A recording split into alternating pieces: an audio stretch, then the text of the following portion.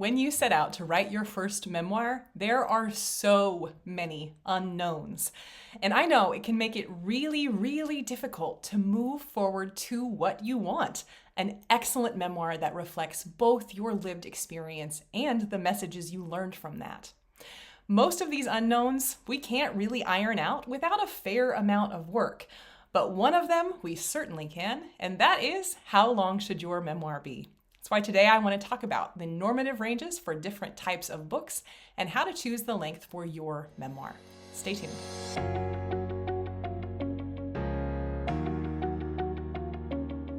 You've got the story, you've got the idea. You just don't know the steps in the process. If this is what's holding your memoir back, I have got the solution for you. The Memoir Method Checklist is going to take you through every single step you need from idea to published marketable book. And you can download it now at pageandpodium.com/checklist.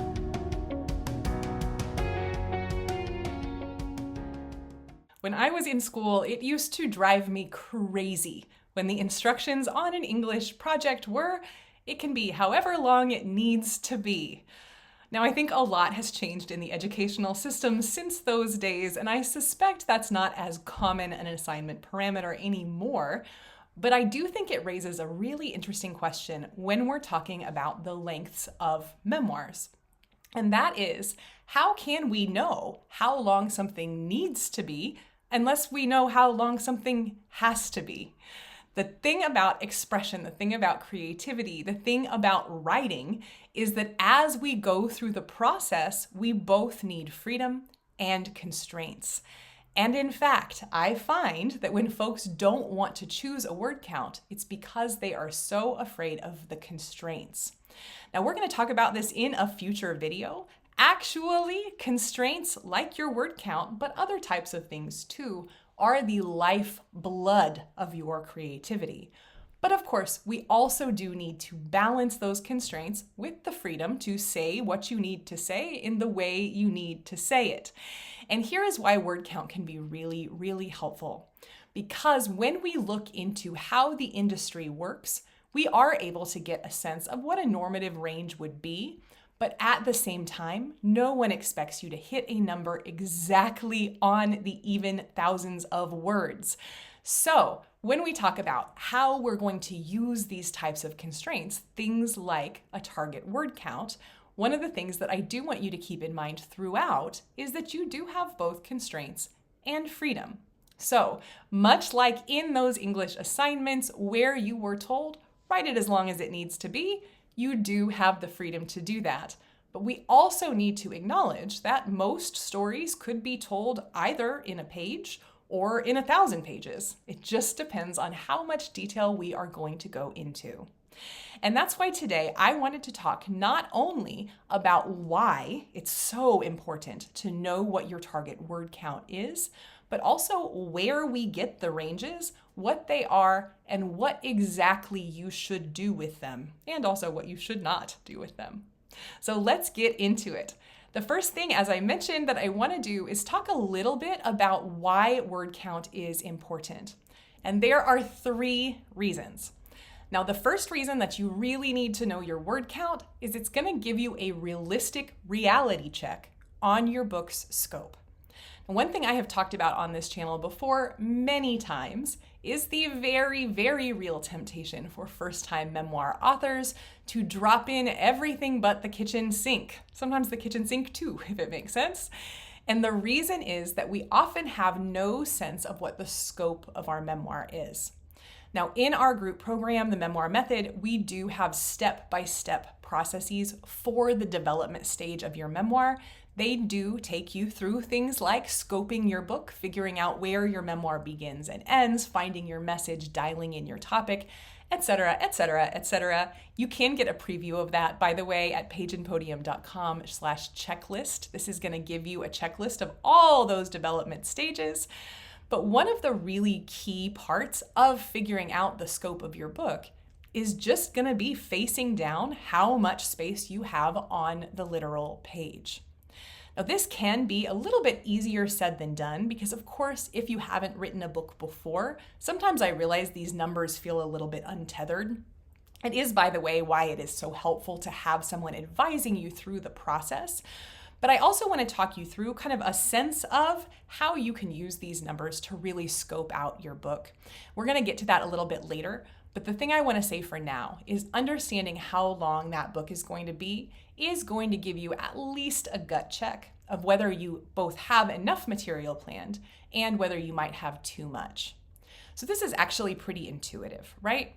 If we were going to think about a story about, say, adopting your third child, well, we could just focus only on that adoption process. That would probably be a smaller book. We could fit that into more of a novella length if we wanted to. But we also could certainly expand that. We either could take just that adoption stage and expand that, really dive deep into the details, or we could expand it by including information about your other children, comparing, contrasting, how did that adoption differ? How was it the same? How did you bring in this child into your family? So we can either expand in terms of our depth or in terms of our scope of what we're including. But my point is, when we have a sense of our target word count, how long we want that book to be, it does actually knock some of the options off. And again, we are balancing here constraints and freedom. So there are a lot of cases where realizing, hey, I want this to be a little bit shorter book, and that probably means I'm going to have to dial in with a little more specificity into what that singular topic is. That can be so helpful. Once we have that constraint, it really just helps keep us on track. Now, we do not want to go the opposite way with this. We don't want to say, well, I'm going to have this be a 2,000 page book, because nobody's probably going to want to read that. But you can also see that giving ourselves space for a longer book also does invite us to think a little bit more about how deep we want to go and how much context we want to give. So that's the first reason it's so important to have this word count in mind. The second reason it's going to be so important to have a word count in mind is not only is it going to help you scope the whole book, it's also going to help you scope within your chapters. I'm going to go a little more into depth in this later on, but one of the things that we do recommend in the memoir method is that folks start with an assumption that their memoir will be about 60,000 words, and we encourage you to start with about 20 chapters, which makes each of those 20 chapters about 3,000 words or about 10 pages. Now, if you are not a math person, that may have made your head spin. And the reason that I wanted to share it is that actually when we start plotting out the math from the large overall book word count all the way down to our chapter word count, but also scene word count, what this is doing for us is giving us a dial on how close we can get. So not only when we're talking about the whole scope of the book, how much detail can we go into, we're also able to use that whole book word count to boil down the math of how much each chapter is. And when we do this at the whole book level, you only have to do the math once. You only have to think through how everything is going to plot out one time. And from there, you have a pretty normative sense of what an average chapter length not only will look like on your page, but also what it'll feel like for you to write it. And that, in fact, is the third reason that it is so helpful to know your book's overall word count. When you have a sense of how many words you are going to write when all is said and done, you are in such a better position to figure out how long you need to set aside to actually do this work. Now, we have a tool that can help you with this. You can download it for free at pageandpodium.com/calculator. It's going to ask you a number of questions, including how many words do you believe that you can write in a normal writing session? How many days per week do you want to write? And how long do you want to write within each of those days? But then the thing that I know everyone is on the edge of their seat for, with the calculator, it will also show you if you use this writing routine, if you have this target word count, here is how many months it will take you to finish your book. I find that this can be really helpful because when we're just kind of out there just trying to figure out things as we go, it often can feel like we're never going to finish. And I'll tell you what, even with a plan, you often will get to chapters 10, 11, 12, 13 and feel like you're never going to finish. It's part of the nature of the beast. But at least when we have done that bit of math or used the calculator to cheat on that a little bit, we have a really clear sense of whether we're on track or whether we're going to need to really loosen up our expectations, give ourselves maybe a little longer than we thought. And that can feel a lot better than just guessing in the dark. It can feel a lot better than just kind of crossing your fingers and hope that you're done when you want to be done. So those are our 3 reasons you've got to know your book's word count. Now, as we are talking through these word count averages, first of all, these are ranges. They are averages. There is no set in stone number of words where you are definitely off track or definitely on track. But we do want to give you these ranges. But I wanted to start by talking a little bit about where they came from, because I do think that it is tempting to say there's a right and a wrong.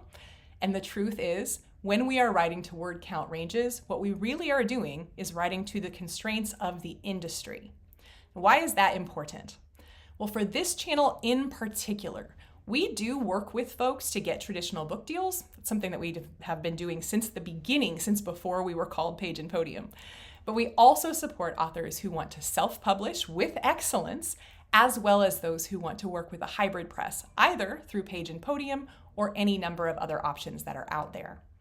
But when we are thinking about either hybrid or self-publishing, you have much more flexibility, especially with self-publishing, to make your book the length that you want it, whether or not that aligns with industry expectations. All of these word count ranges come from the industry, and the industry is shaped by some things that are good and helpful and some things that aren't actually going to be useful to you at all as we are in the year 2026 and moving away from a lot of the industry traditions that we've had for the past decades, even centuries. So what are the considerations that go into the industry's definition of a normative word count? Well, the first thing that they are thinking about is the reader. And this is important. Here we do need to be thinking about what reader expectations are, because we either need to align ourselves with what the reader is going to anticipate us doing, or we need to have a really good reason that we are not doing that. And that reason has to be really clear to the reader too. We do not want the reader to pick up your book and say, oh my gosh, this is so long, I'm not reading all this. And we also don't want your reader to pick up your book and call it a pamphlet. We want to make sure that we are landing somewhere in the range of what a reader would expect to see. Now, the caveat for this, when we're talking industry language, comes because the industry does not always know or care what audiences want. Oftentimes, the industry is guessing incorrectly, as when for years, authors of color were pushed to the bottom of the stack, only to find when we finally had our year of reckoning in 2020 and started to really aggressively promote and put out more books by authors of color, that they were hugely popular, that actually there is a huge amount of demand for these types of stories that have been pushed to the bottom of the pile for years and decades and centuries. So oftentimes, the industry is not correct about what our readers want. But in some cases they are, and we do need to remember that most of our readers grew up, came of age, reading books that came through the industry. That just is the fact at this point in history, that most of us, when we were children, teenagers, young adults, into our adult years, we were mostly reading stuff the industry put out. That meant we were mostly seeing things within those normative word count ranges, and that usually means that that is what we assume we will get when we pick up a book in a particular genre. So the first thing the industry is considering is audience. I just like to add a huge caveat to that because the industry is not always right. And in fact, there are many cases in history where we have shown definitively that the industry was not always right. So first thing, we are thinking of our reader. You need to think about your reader no matter what. So even if you're going a little off the beaten path here, make sure that you've got the reader in mind. The second thing the industry is going to pay attention to is the price to print. Unfortunately, When the industry is thinking through all of these book specifications, they do have an ear toward the literary value. They are looking for books that are well written, that have something to say, etc., etc., etc. But they also have to keep in mind their bottom line. Now, I want to be really clear. There is nothing necessarily evil about watching a bottom line. And in fact, you, as the author, need to also be thinking about your bottom line, at least to some degree. When we think about the length of a book, we are also thinking about the amount of paper that goes into the book, the amount of printing that has to happen, the types of binding that are available for that number of pages, and on and on and on and on. And for that reason, we do need to make sure that we are thinking about these normative ranges, because very, very often those normative ranges are built into print on demand, where through Amazon, through the Kindle Direct Publishing KDP, you can print your own book, but they are going to put many of the same restrictions, albeit looser than the industry, on the length of your book. They will have normative page counts that translate to normative pricing, and if you go over them in some way or another, that can result in a book that is too expensive for audiences to be willing to buy. So the industry is thinking about their bottom line. They are thinking about how much will it cost to print this book? How much will it cost to ship this book? Will this shipping fit with our logistics? Can we get the correct number of books in a case? Etc., etc., etc. You don't need to be thinking about all of that, but I do mention it because I think it's helpful to keep in mind. We're not necessarily trying to optimize for profit, but I do want you to be thinking about whether you're in these normative ranges, just so that you don't end up really disappointed that your book ends up very, very expensive and not really something that readers are going to be willing to pick up and pay for. And then the third thing they're thinking about, this is most certainly the least applicable to what we're talking about here in terms of the author awareness. They are also thinking about their shipping logistics. They're thinking about how many books pack into a case. They're thinking about how the books are scanned into distribution centers, etc., etc., etc., etc. That's really not relevant for us, but I do think it's worth mentioning because it is something that's going to be considered as these publishers are defining, or more accurately, were defining decades, hundreds of years ago, what the normative ranges of each genre should be. So with that said, without further ado, let's get into the actual book ranges. So as we're talking through these different types of genres, you'll see a huge variability. I am speaking mostly to memoir writers here, although I do work with folks on business books, self-help, and other types of topical nonfiction in my company page and Podium. But the reason that I think it's really useful to have some of these other genres in mind is it gives you something to compare it to. One thing that I do often find, and the reason that I want to start with the first category as fiction, is that many, many memoir authors tend to be fiction readers. That's actually great. You should be doing that because it will help you pick up a lot of voice and style things that you like and don't like. But where I want you to pause with this is that when we pick up a novel, it will almost always be longer than a publishable memoir. Almost always.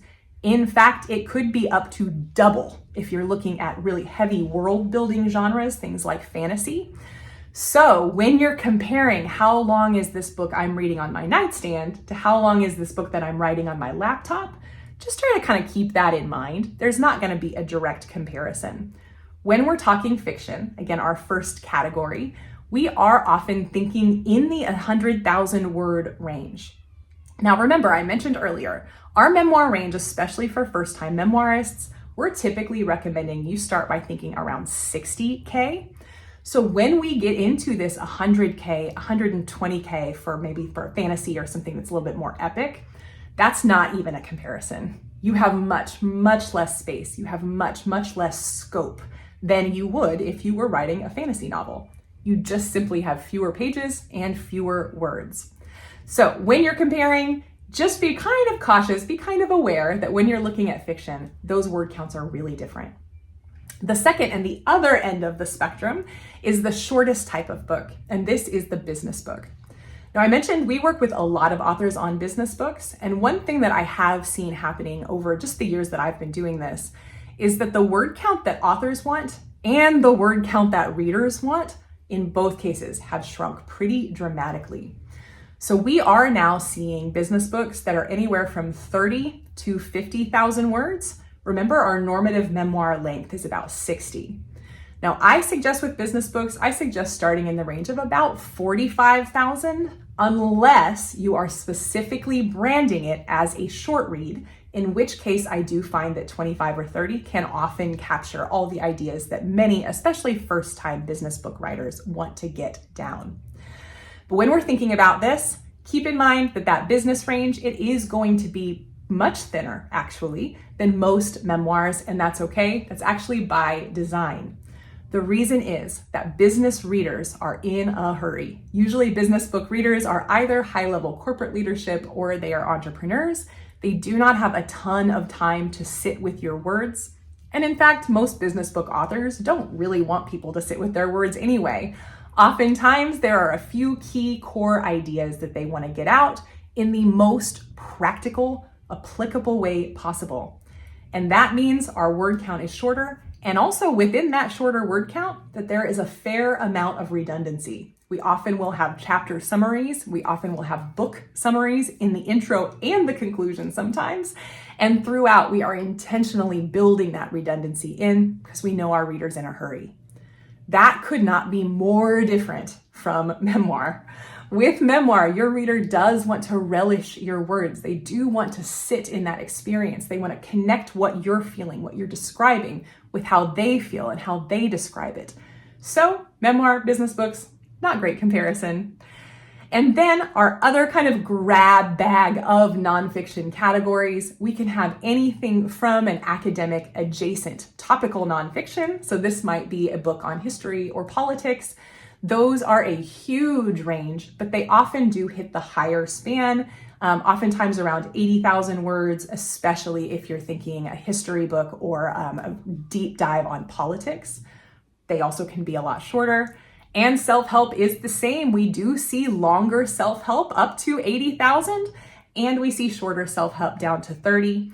The big difference with both of these two categories, both the academic adjacent and the self-help, is that the longer your book is going to be, remember, the more it would cost if you were publishing traditionally.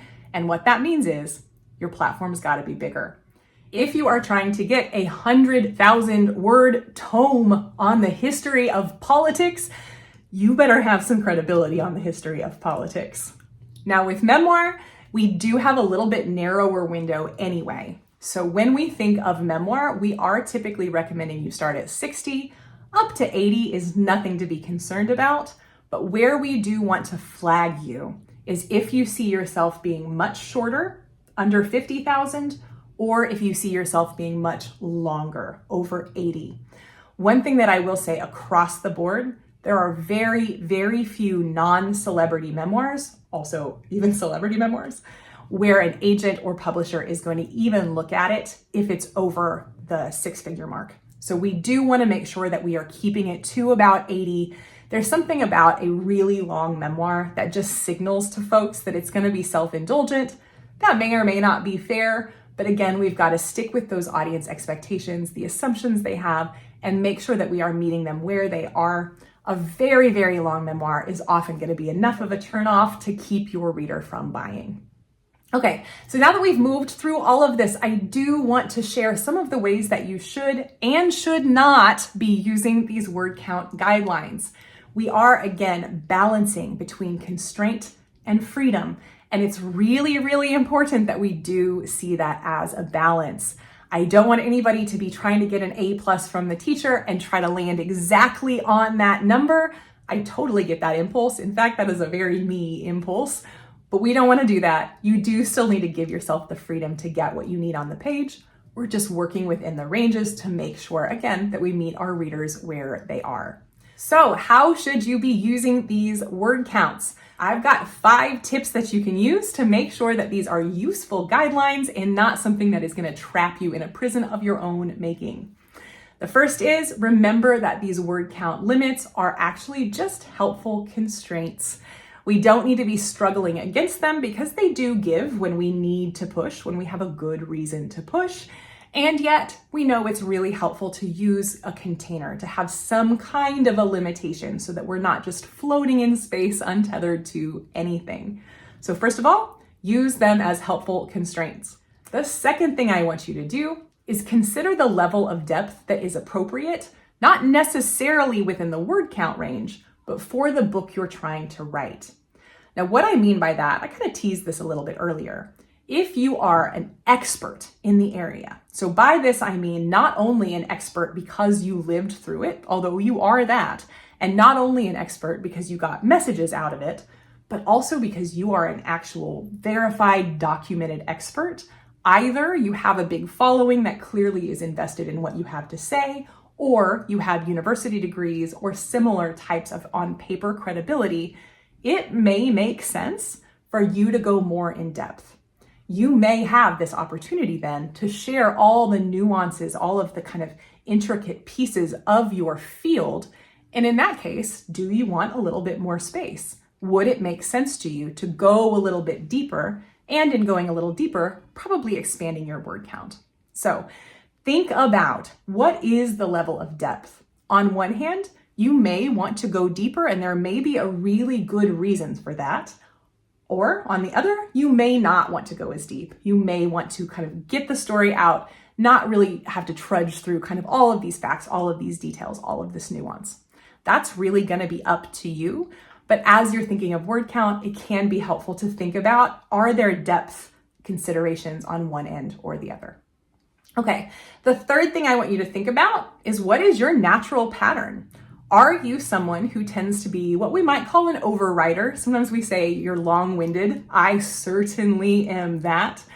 Or are you somebody who tends to be very, very, sometimes painfully succinct? Those are going to make a difference because, of course, if you tend to be really succinct, if you tend to be able to share what you're trying to say pretty quickly without a lot of words, well, there's no reason to try to push yourself for that higher word count goal. Probably it makes sense to keep yourself at the bottom end of the range. On the other side of that, if you are like me, you are long-winded, you are an overwriter, it probably actually makes sense for your first draft to fall higher up in that range because you're probably going to have to cut some of it, and we want to make sure you've got that extra to cut. So if you are long-winded and you aim for the bottom of that range, now you've really left yourself without much room to cut. So think about yourself. Who are you? How do you tend to write? Do you anticipate that you're going to need to beef up, add depth, add nuance, add information and details? Or do you anticipate that you will need to go through and do what Emily calls a decimation edit, meaning just remove 1 out of every 10 words? Decimation. We love it. Okay, the fourth tip I want you to consider is not being a perfectionist. As I teased earlier, there is a certain type of high achieving perfectionist, a recovering woman who is very, very drawn to getting things right. I know you, I am you, so I totally hear this. But one thing that I want to say is we do need to be really, really careful that we don't make our constraints into prisons. They are not meant to be that. There really is no pressure, no reward to be gained from hitting your number exactly on, or even from hitting within, 200, 300 words of your goal. Really, these are just constraints meant to help us do our planning stage and then just check in throughout and just see if we're generally on track. But what I do not want you to do is be writing your chapter, say, oh, this is supposed to be 3,000 words. I have more to say, but I have to wrap it up. That's not what we're gonna do. We do need to give ourselves room to breathe. And in fact, I will share on my memoir, I have chapters that range from 4,500 on my first draft all the way down to 2,500 on my first draft. We will see how these shake out when I revise, but even though I had intended to set out with my 20 chapters, 3,000 words each, that just isn't how it goes in real life. And you know what? That's okay. And my fifth tip here is don't make this mean anything about you. Oftentimes when people start thinking about word count, they will start to get in their head about the value of themselves as an author and the value of their story as a book. This can lead us to say all kinds of mean, unhelpful things to ourselves, but more to the point of this video, it can often make us make poor decisions about our word count because we're trying to minimize ourselves and make ourselves smaller. Y'all, word count does not mean anything about you. On the other end of this spectrum, I see people all the time who feel like if their book isn't at least 80,000 words, well, they've failed. They didn't write a real book. We're not going to do that either, y'all. What we need to do is be kind to ourselves and recognize that all word count ranges are industry set standards that, yes, are based on some real considerations, but none of those considerations are about your value as an author or your book's value as a book. They're simply just guidelines. They just help us get a really realistic sense of what is possible. Okay, as you are working through this process, if you are feeling like the word count is not enough, I totally get that. I hope you will consider joining us for the Memoir Method. This small group program lasts for 9 months. It is meant to take you first step by step through the process of developing that memoir to really make sure your planning is serving you, really make sure that book is going to turn out the way you want it. But then once we get through the development, we get you on the chapter train. We get you to regularly drafting chapter after chapter after chapter after chapter. All of us are there, the group, to celebrate you. Emily and I are there every single week to celebrate you. And we make sure that you also have private one-on-one time to check in with Emily, get any help that you need behind the scenes, under the radar, and just really make sure that you have the support, not only to finish this book, but to finish this book at the level of excellence I know you want. If that all sounds good, head over to pageandpodium.com/contact. You can make an appointment directly with me to find a time to talk. We'll figure out whether the Memoir Method group program is what you need to move this book forward, to get into that word count range I know you are aiming to hit, and to get this book out into the world. Let me know if I can help, and otherwise, until then, happy writing.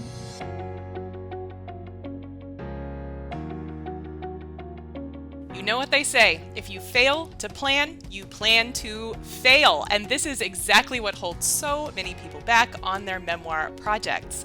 That is exactly why we created the Memoir Method Checklist, a full, complete list of every single step you need to take to get that memoir written, published, and marketed successfully. You can download it now at pageandpodium.com/checklist.